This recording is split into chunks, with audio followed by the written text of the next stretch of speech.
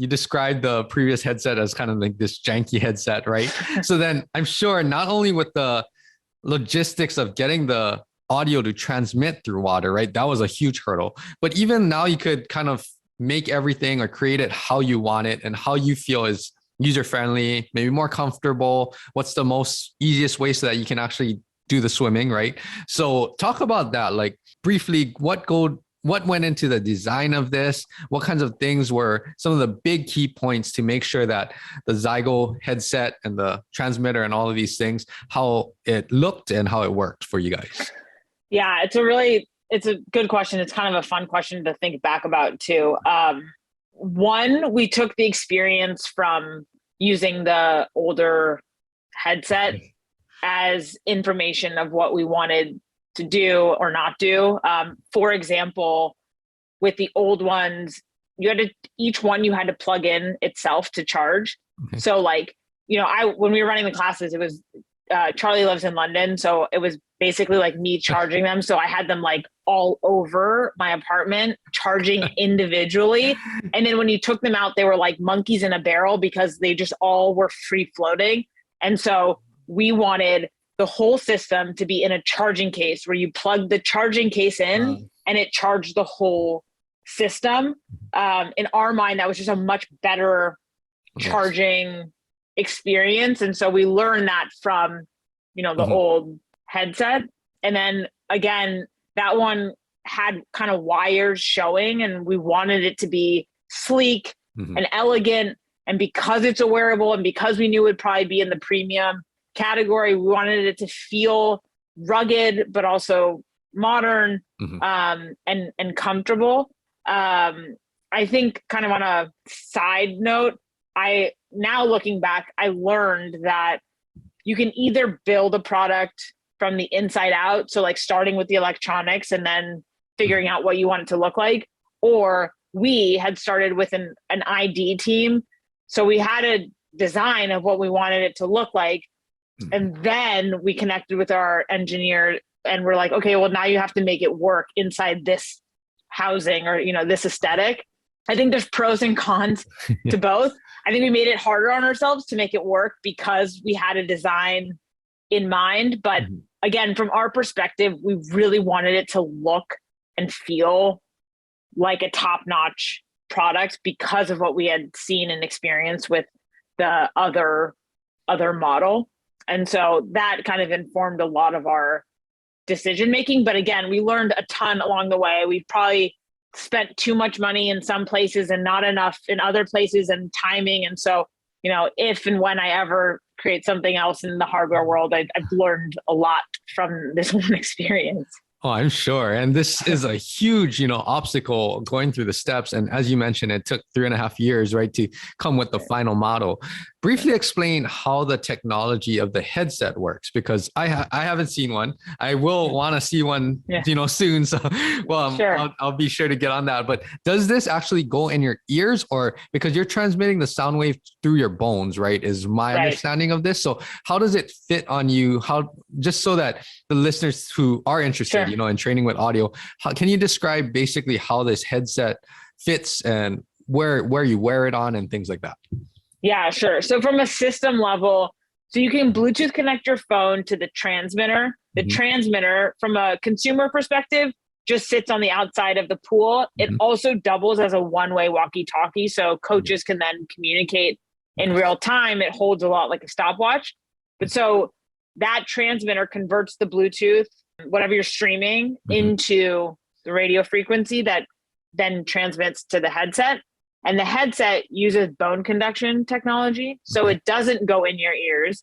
It sits right in front of your ears. Actually, the bone that it sits on is called your zygomatic arch, which is where we took the word zygo from. So it sits right in front.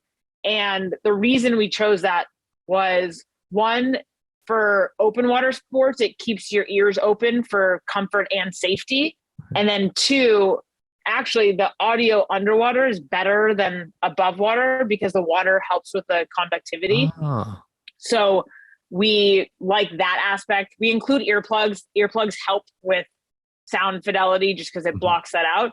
And then three, in our R&D period, we've used every single underwater MP3 that exists, and a lot of them go in your ears. And from our perspective, and anecdotally from consumers or just people who swim, a lot of times like they fall out or you get water in your ear. It's not a great user experience. And so we thought this was like a much better option for our initial product to go with. Got it. The first thing is when you started describing where it sits, and then finally it connected. I was like, that is why you guys call it Zygo.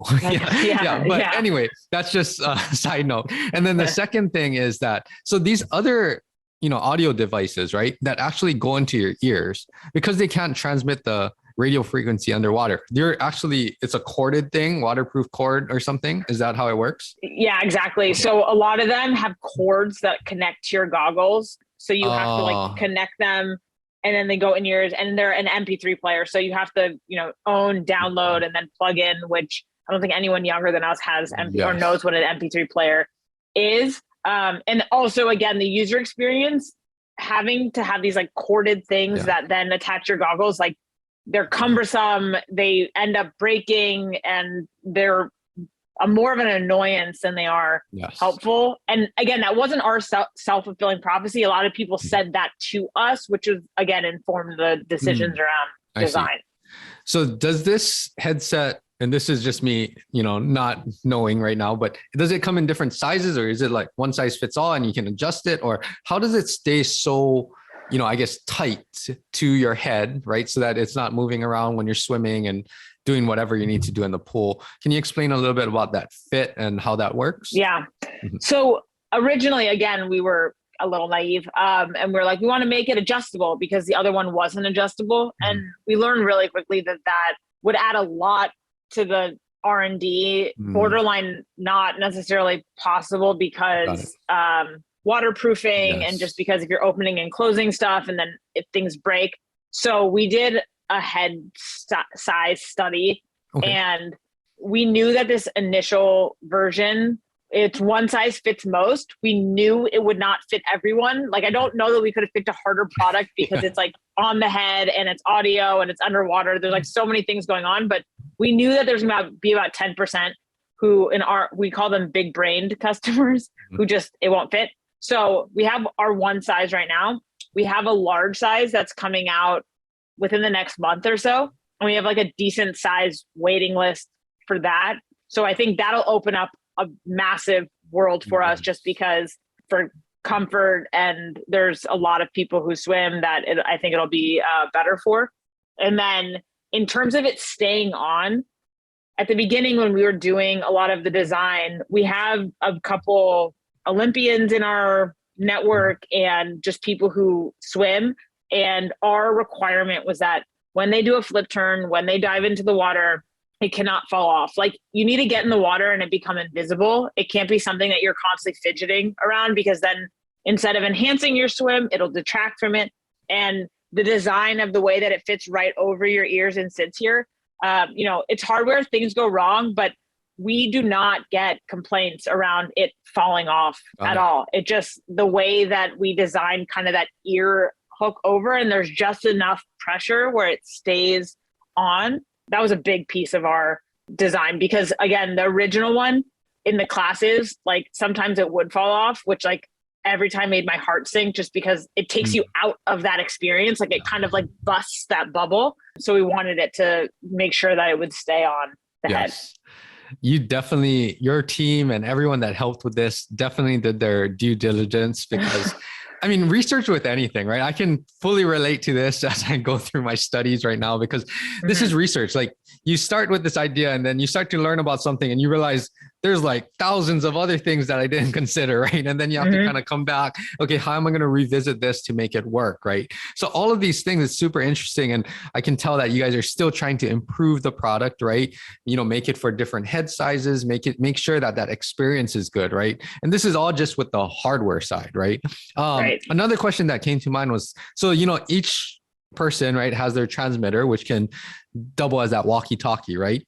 If a coach were running like a small group or something, does he need everyone's transmitters if he needs to talk to them? Or can you set it to talk to like a group if you have some type of setting in a small group of swim class or something? Yeah. So each transmitter can connect to an unlimited amount of headsets. So if you wanted one transmitter, each person could bring their headset and turn it on in the close by to that transmitter, and it would automatically connect to that single transmitter. And then the coach would be able to just have one to many. And you can't single someone out like on each headset, but like, you know, usually when you're coaching, like some coaching tip for one might help another. So you can coach in small groups like that. Got it. No, this is all great information, and I can see how much use and demand there would be for something like this. And, you know, like with exercise in general, right? We know that, you know, just music or, you know, something to guide you through that process. We know that it has such a positive effect, right? So just applying this to the water sport world, I think that's tremendous, because all of these years, you know, now it makes me wonder, like, what are you guys thinking about when you're training, right? Just the pain, maybe, I don't know, but it's just, you know, looking and expanding some of this experience for these swimmers, right? Well, do you have anything to add with that? I like get excited when someone kind of like gets it or says something that like, it really is the reason that we're doing this. You know, before the iPod or before you could really like, there was a lot of options to run to music. You had a lot of purists be like, oh, well, running is my outlet and I don't want anything. I just want to like run and look at nature. And now it's pretty ubiquitous, right? Like most people, when they go on a run, listen to something.